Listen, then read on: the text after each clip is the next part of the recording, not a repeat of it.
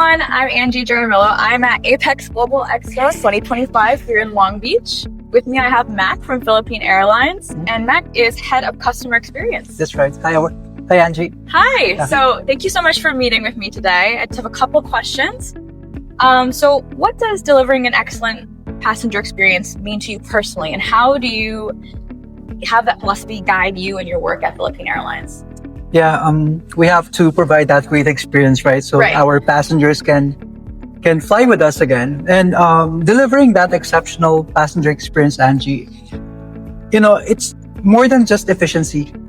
We have to ensure that our passengers are genuinely cared for. Mm-hmm. We need to also ensure that we deliver that personal approach in terms of providing that service. And also, it has to be effortless. We want to ensure that, it's intuitive for them, when they go to our website and book a flight, when they do their online check-in, when they go to the airport for their check-in, up to boarding, up to arrival, it has to be intuitive. In addition to that, they have to feel that they're genuinely cared for. And in addition to that, right now we will talk about, personalization, and they should, we should be able to understand their needs. We should be able to provide that personalized approach all throughout the journey. And that will allow us to proactively understand what they need from us as their airline. And, I think those three, attributes. Yes. When you're able to deliver them consistently, can allow you to provide that exceptional passenger experience. Oh, wow. I wish I was a customer. I haven't flown yet, but one day. As head of customer experience, what excites you the most about the potential of AI and predictive analytics and shaping personalized in-flight journey? I mentioned about the personalized journey, right? Yes. We're now transitioning, or have already transitioned from just providing that reactive, approach in terms of, understanding the needs of our passengers, into becoming more proactive, understanding them on a personal level. We should not see them as just numbers wherein we can send generic promotions, generic reminders. We have to know them on an individual level. Yes. Their meal preference, their seat preference, the routes that they normally fly to. We need to really understand their needs, their behavior, their profile, and having that deep understanding of our passengers allow us to provide a personalized approach in terms of the services, the products we offer, reminders, and most importantly, the service that we provide. When a flight is disrupted, we should know the preferred compensation or rebooking options that they would take advantage of. When there are promotions that would like to send them, it has to be something relevant to them. Can be something about a discount to a route or to a destination that they would normally fly to.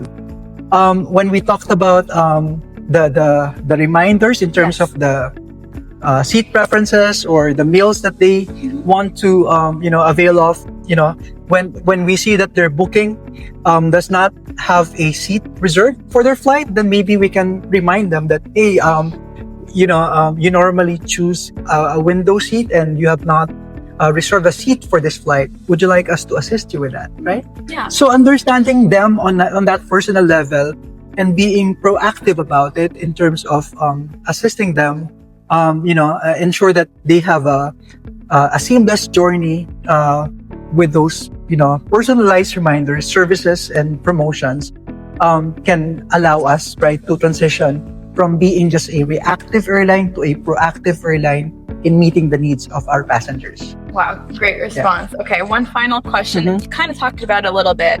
With Amadeus Traveler DNA enabling real-time personalization across sales, service, and disruptions, how do you ensure that these predictive experiences feel intuitive and not intrusive? And how do you balance intelligent anticipation with passenger trust and consent? That is a very good and relevant question about personalization. Right.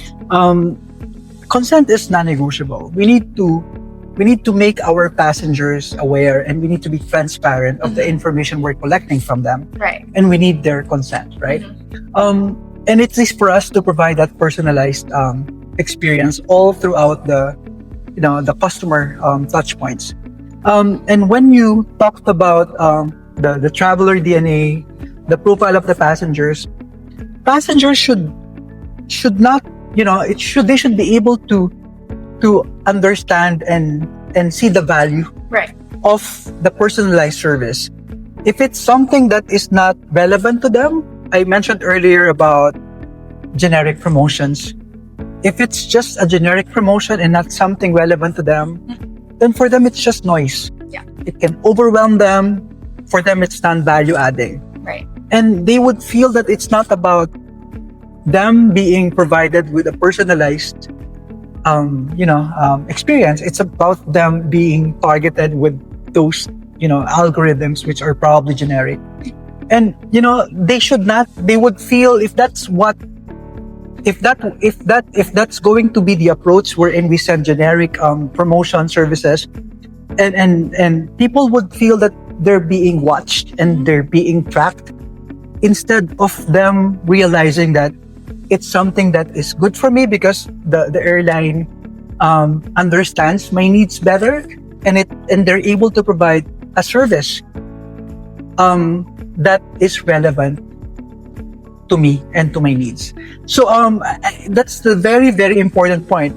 We have to ask ourselves if it's something that is relevant and it's something that adds value to me. Right.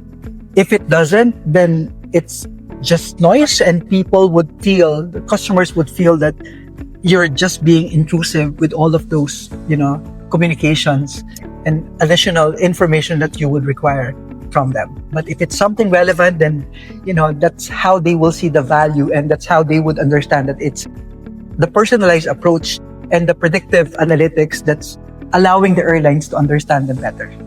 Thank you, Max, so much. I hope this show is relevant to you. It is. We have so many airlines here, and it's a great show. Hope to see you later at our networking reception and at the awards ceremony on Wednesday. And thank you so much for your time. Thank you as well, Angie. Bye, everyone. Bye-bye.